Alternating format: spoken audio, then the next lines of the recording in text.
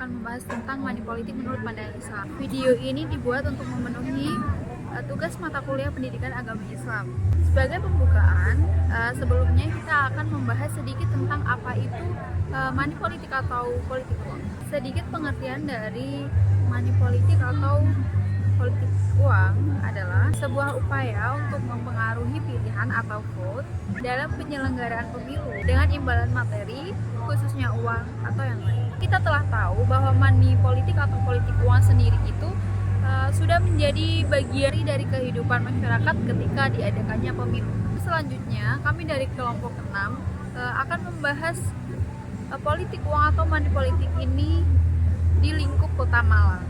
Nah, untuk lebih lanjut mengenai bagaimana bentuk politik uang dan kapan saja, serta siapa saja yang terlibat, maka akan dijelaskan lebih lanjut dari pihak Bawaslu Kota Malang.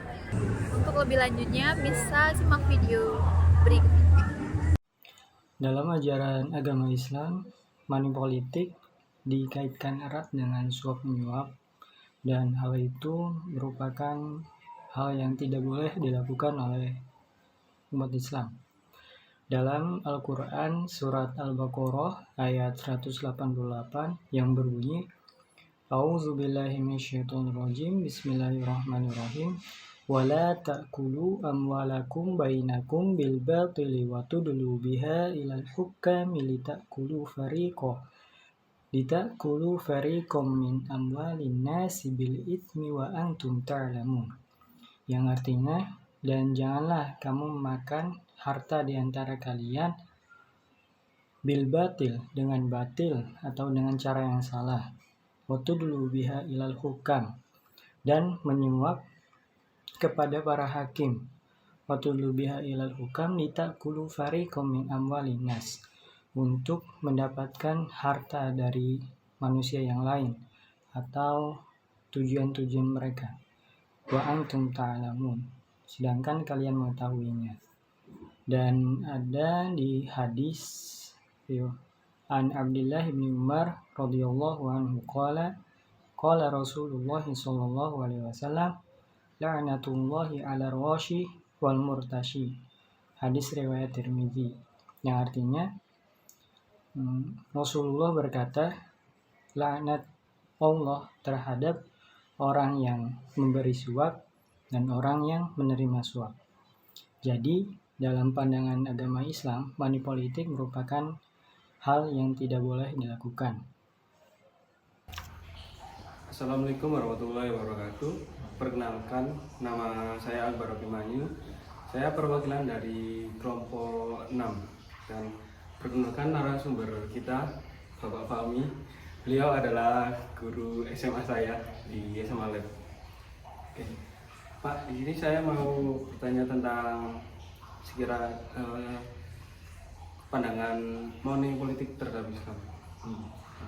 Pandangan money politik dalam Islam itu gimana, Pak? Money politik itu kalau dalam pandangan Islam ada istilahnya riswah. Riswah itu adalah sogokan ataupun penggunaan materi untuk kepentingan secara pribadi ataupun kelompok. Tapi sebetulnya penggunaan kata riswah itu tidak bisa langsung dikatakan riswah sebelum ada indikator-indikator yang menunjukkan itu riswah. Jadi nanti dalam muamalah ada nanti bisa tetap disebut sodako, nanti bisa disebut hibah atau ajil, baru nanti kalau ada kepentingan untuk mendapatkan sesuatu, dia harus melakukan pemberian uang, pemberian materi kepada yang berwenang. Nah, itu nanti bisa disebut riswah. Oke. Untuk hukum bagi pelaku money politik dalam pandangan Islam gimana, Pak? Ya seperti tadi yang saya sebutkan bahwa money politik, kalau secara money politiknya itu mungkin kalau kita belajar literasi salaf, bacaan-bacaan kitab-kitab terdahulu tidak nemu ya.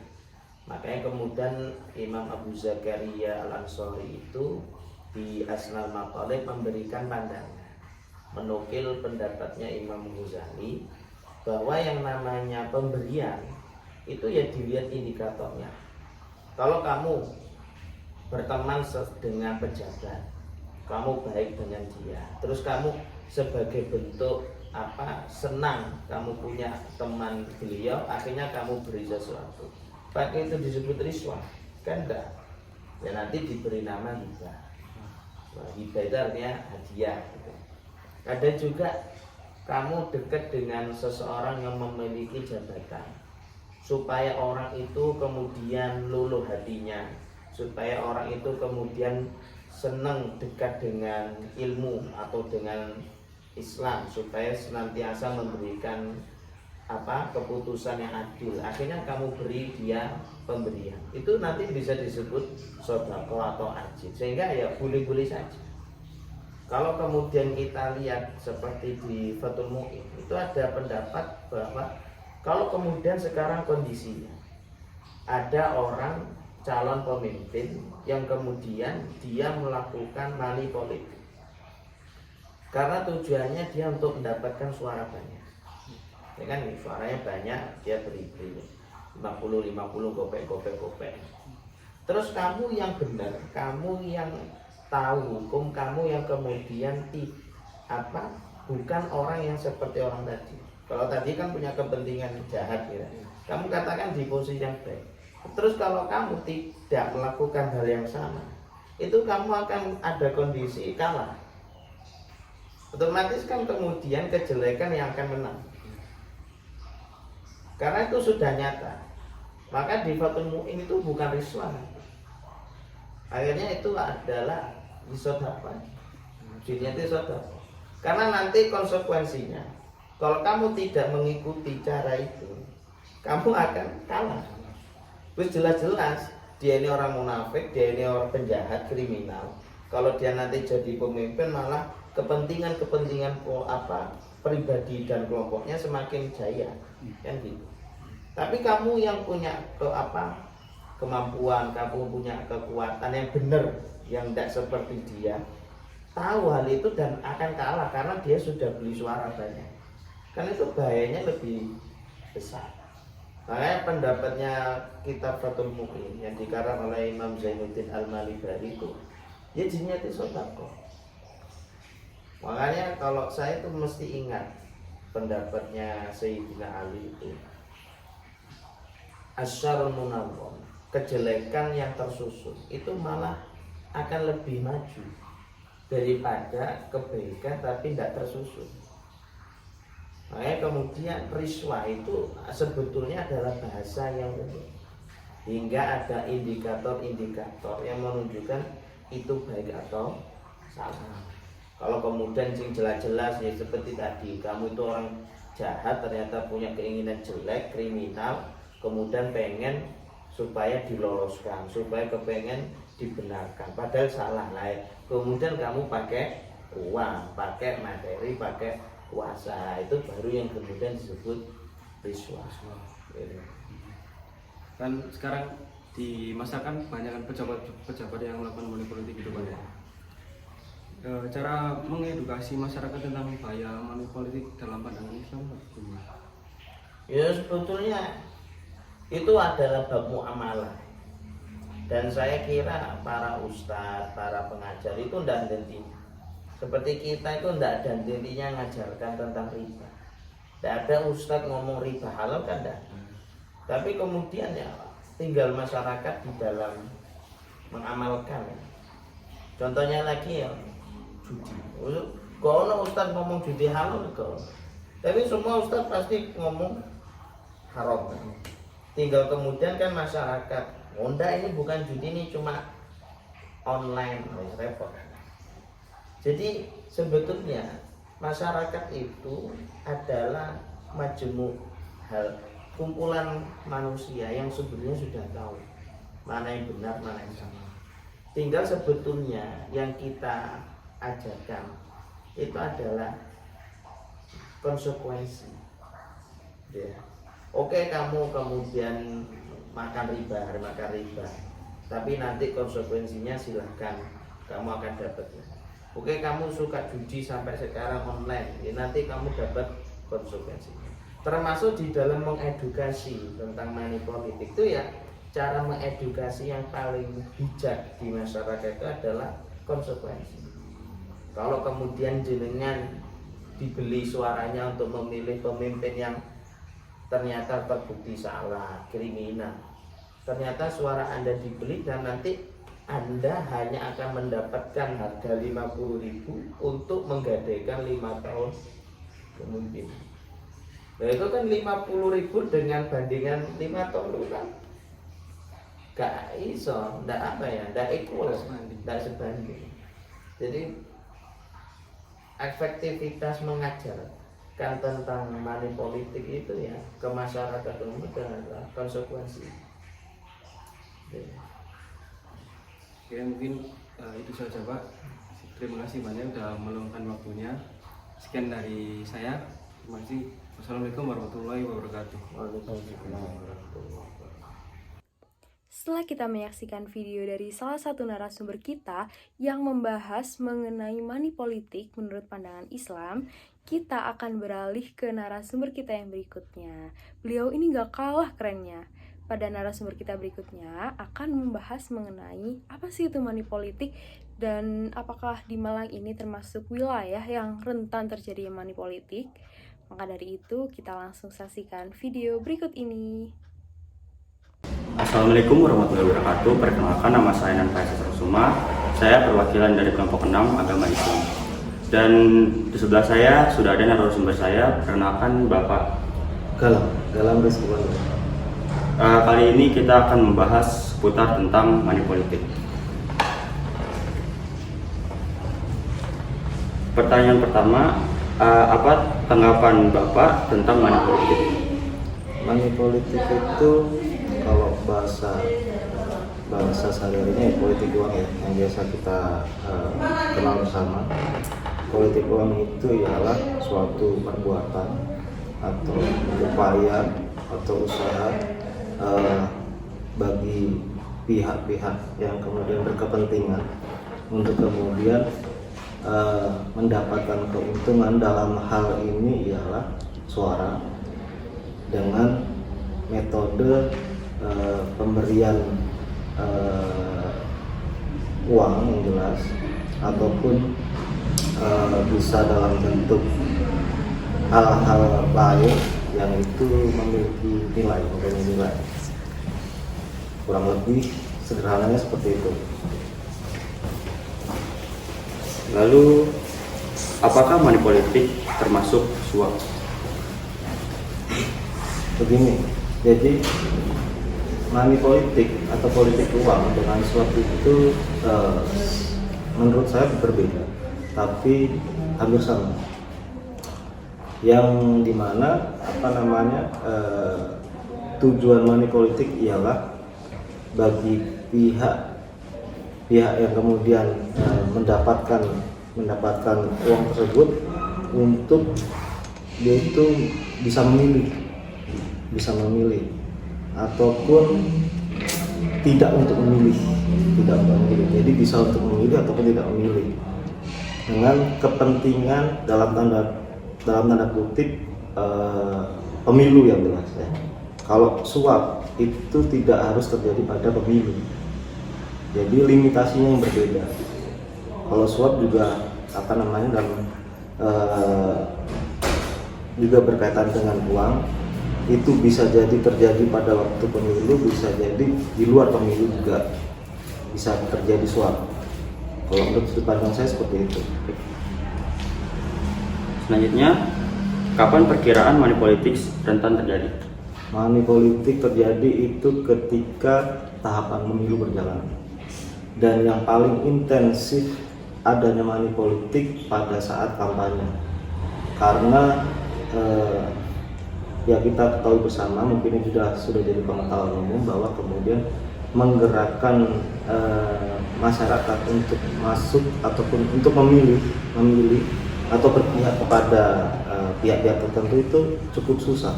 Dan juga di satu sisi lemahnya pendidikan politik pada era sekarang ini bagi partai politik itu menurut sudut pandang saya mengalami degradasi adanya penurunan pendidikan politik yang sehingga kemudian memilih cara-cara instan untuk kemudian mengarahkan keberpihakan dari masyarakat ini dengan cara-cara money politik tersebut.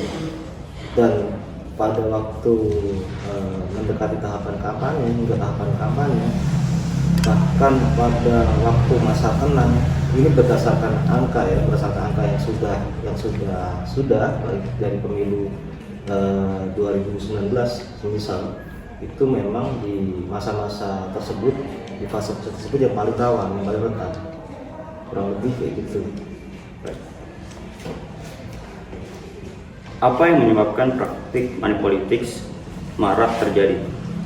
Yang menyebabkan praktek, yang jelas ini terkait dari masyarakat sendiri, ekonomi yang lemah, kondisi masyarakat Indonesia, terus SDM yang kurang, SDM yang lemah, terkait pemahaman ketentuan, peraturan-peraturan yang itu berkaitan dengan politik uang, dan di mana politik uang itu jelas-jelas dilarang ketika ada pihak-pihak tertentu yang kemudian melakukan politik uang, itu sanksinya pidana di Undang-Undang 7 tahun 2017 itu sudah jelas ketentuan-ketentuannya. Nah, dari masyarakat sendiri bagi penerima uang tersebut itu dia adanya kekurangan SDM atau ketidakpahaman terkait hal tersebut, dan juga faktor dari pengawasan sendiri ini bukan kemudian dari Bawaslu-nya juga ya, tapi pengawasan terbaik itu ialah pengawasan dari masyarakat juga, dari segala elemen masyarakat, yang kemudian seharusnya harapannya kita itu untuk kemudian kita saling mengingatkan, saling menginformasikan bahwa kemudian money politiknya harus di stop, dan juga dari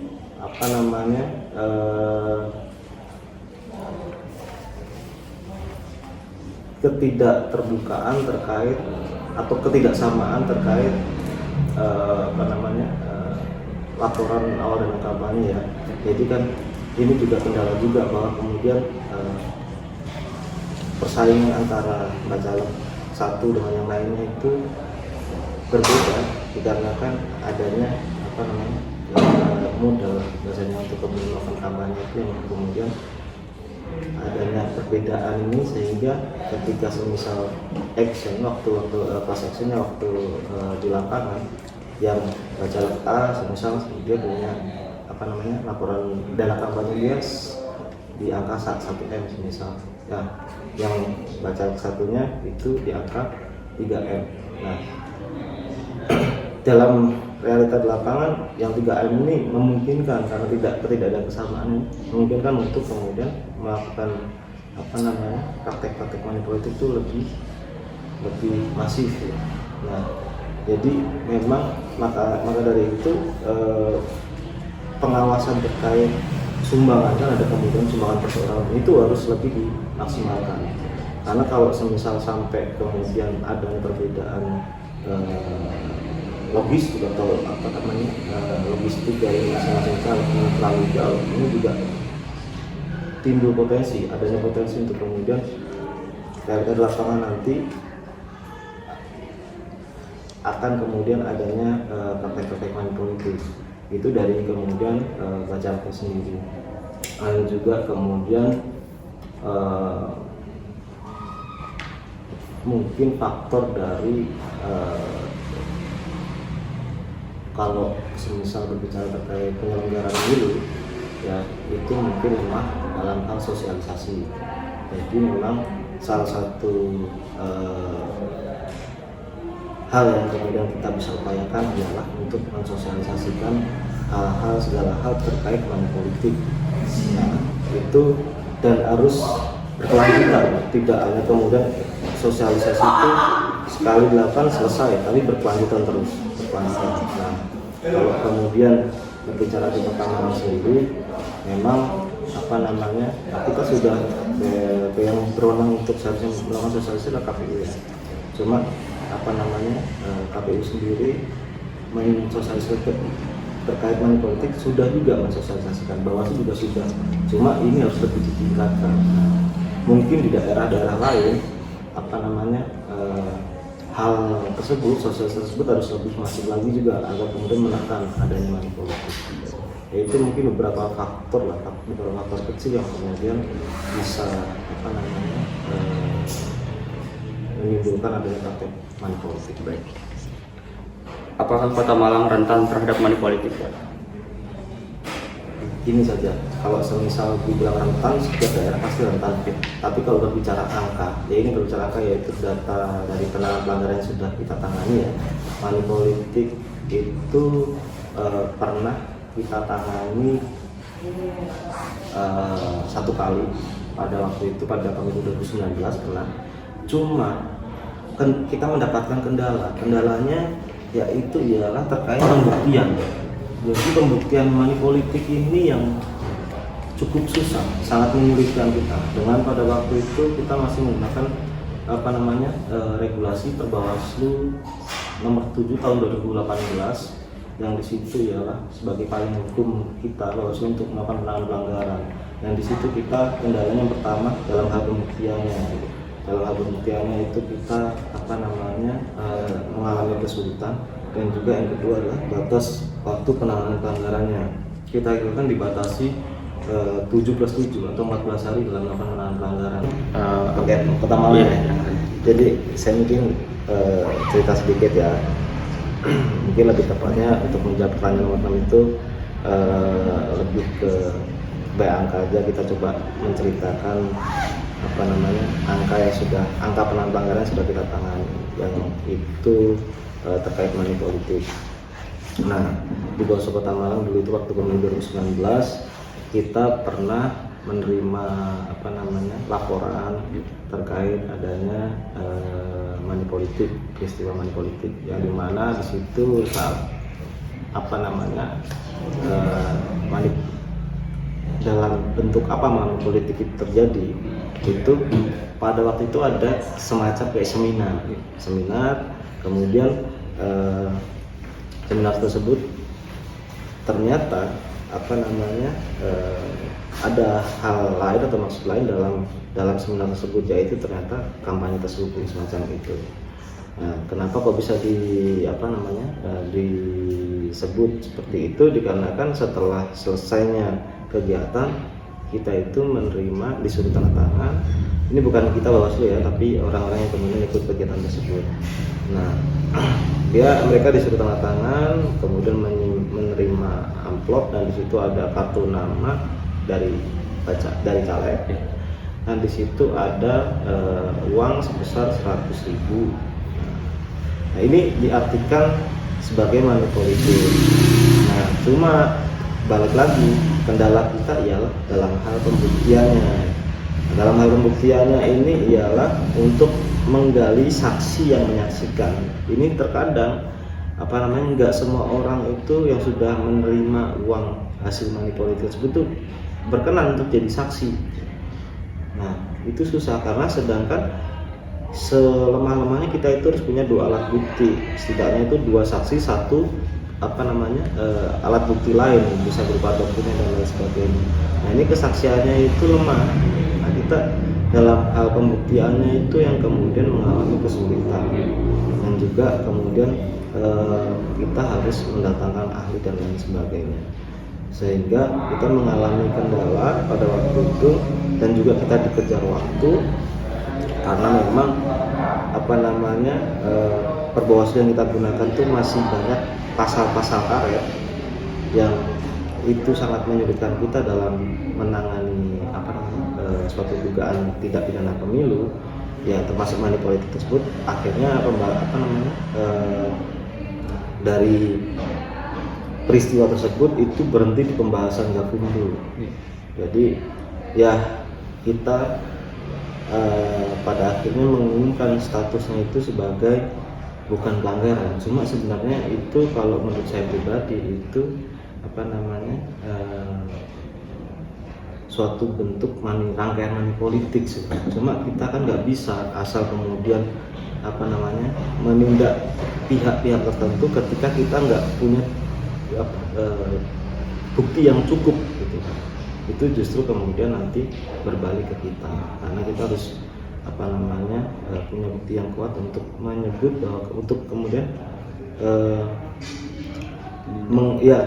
menyebut bahwa itu perbuatan money politik. Ya kurang lebih seperti itu kalau di Kota Malang. Cuma satu, tapi kalau berbicara rentan, semua daerah rentan. Semua daerah rentan.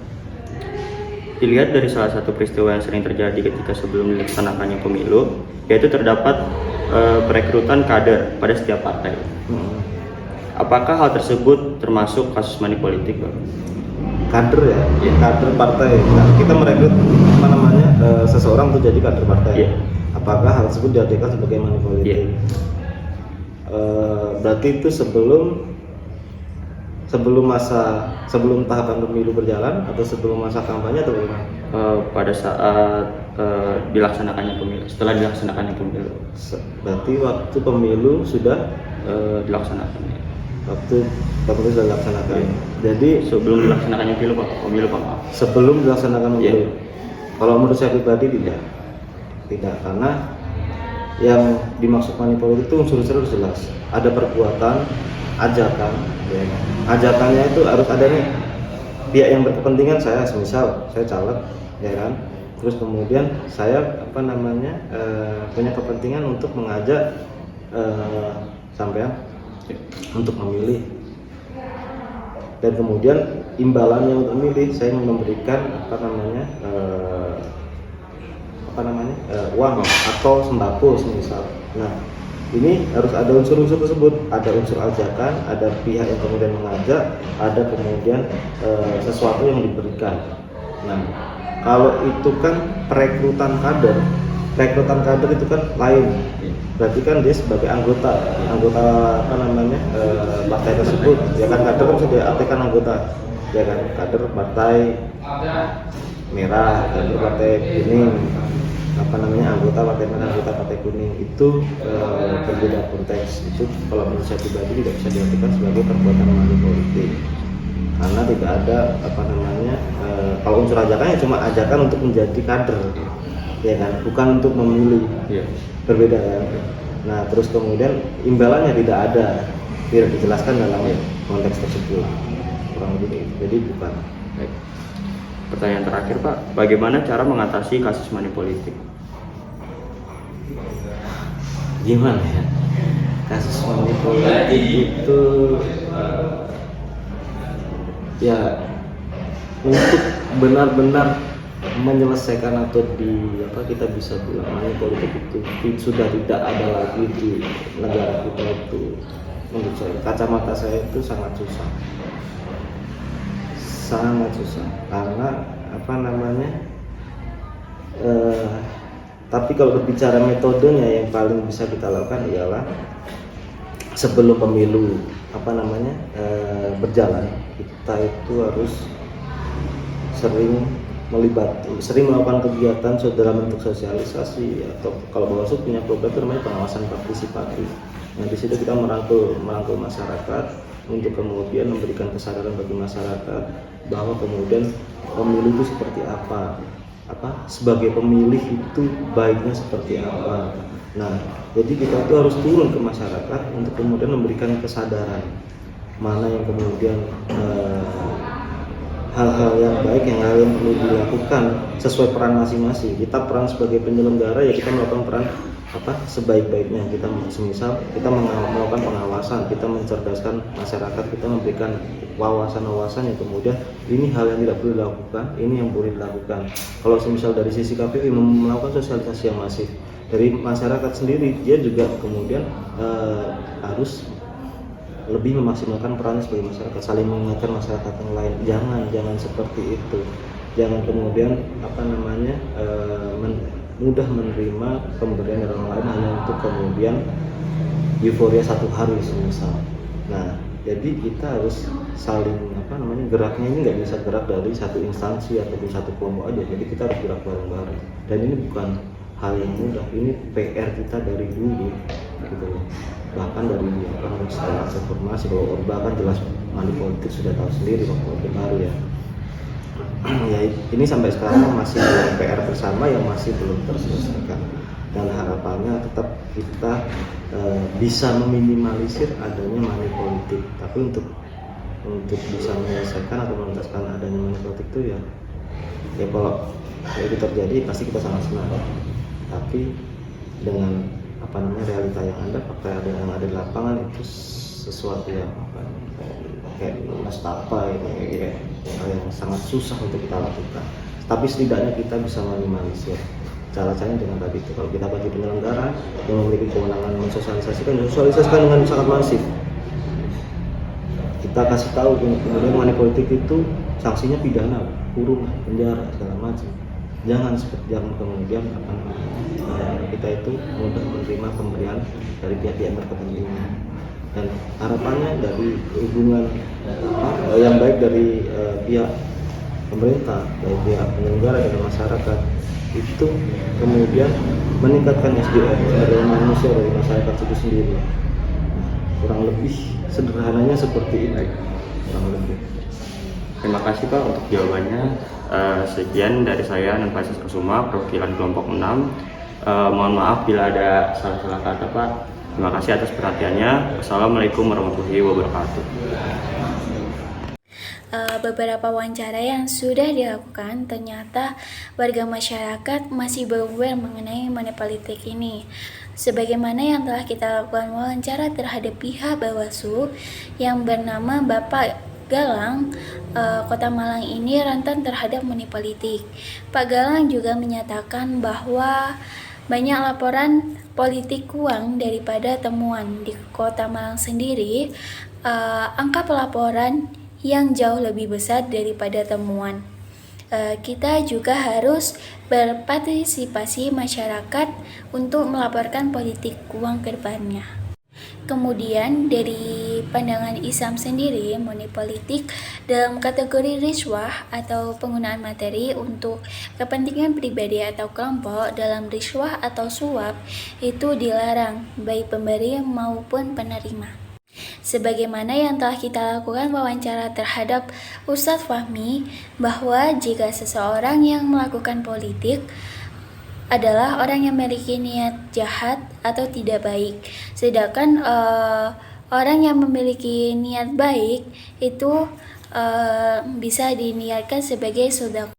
Ustadz pastinya juga mengedukasi masyarakat, namun semua tergantung masyarakatnya. Salah satu cara mengedukasinya dengan pengajaran konsekuensi. Tentunya ada dalil mengenai money politik ini. Dalam Quran Surat Al-Baqarah ayat 188 telah disebutkan dalil tentang suap. Tuturnya pungkasnya, politik uang dikategorikan seperti riswah, sedangkan riswah suap sendiri hukumnya haram, maka politik uang hukumnya juga haram. Adapun di dalam Al-Quran Surat Al-Maidah ayat 42 berisi, mereka sangat suka mendengar berita bohong, banyak memakan makanan yang haram. Jika mereka orang Yahudi datang kepadamu, Muhammad, untuk meminta putusan, maka berilah putusan di antara mereka atau berpalinglah dari mereka. Dan jika engkau berpaling dari mereka, maka mereka tidak akan membahayakanmu sedikit pun. Dari dalil tersebut disimpulkan bahwa menyuap atas dasar apapun dan dilakukan oleh siapapun akan dilaknat, alias dilarang dalam agama. Bahkan tidak hanya yang memberi suap, orang yang menerima pun akan disiksa juga. Jelas bahwa menyuap atas dasar apapun yang dilakukan oleh siapapun alias dilarang dalam agama.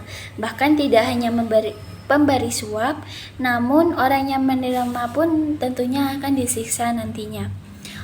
Kemudian ada larangan untuk melakukan suap dalam masalah pemilihan menjadi pemimpin di dunia, karena menjadi pengusaha di dunia hanyalah sementara dan kelak akan dipertanggungjawabkan di akhirat. Solusi yang bisa dilakukan ini sebenarnya yang paling utama. Ini adalah solusi yang paling dasar dan paling mudah, namun juga sangat sulit untuk dilakukan, yaitu semua bisa dimulai dari diri kita masing-masing. Kita sebagai masyarakat Indonesia harusnya lebih aware atau lebih sadar tentang kasus politik uang ini. Nah, yang kedua bisa melalui lembaga pendidikan. Lembaga pendidikan bisa memberikan pendidikan atau edukasi kepada masyarakat tentang pentingnya politik dan juga cara-cara untuk mengubah atau mengurangi budaya negatif seperti money politics yang kerap terjadi dalam kehidupan politik rakyat di Indonesia. Nah, yang ketiga, ini bisa dilakukan oleh lembaga-lembaga pemerintah, yaitu untuk melakukan sosialisasi kepada masyarakat. Sebagai contoh, Bawaslu. Bawaslu sebagai badan pengawas pemilu, mereka memiliki satu proker yang bernama pengawasan partisipatif. Ini adalah sosialisasi yang dilakukan oleh Bawaslu untuk merangkul masyarakat, untuk memberikan kesadaran kepada masyarakat dan untuk mengedukasi masyarakat tentang hal-hal yang tidak boleh dilakukan dan juga yang boleh dilakukan. Nah, masyarakat sendiri juga diharapkan untuk bisa mengingatkan satu sama lain tentang bahayanya money politik yang marak terjadi dalam kehidupan politik di Indonesia.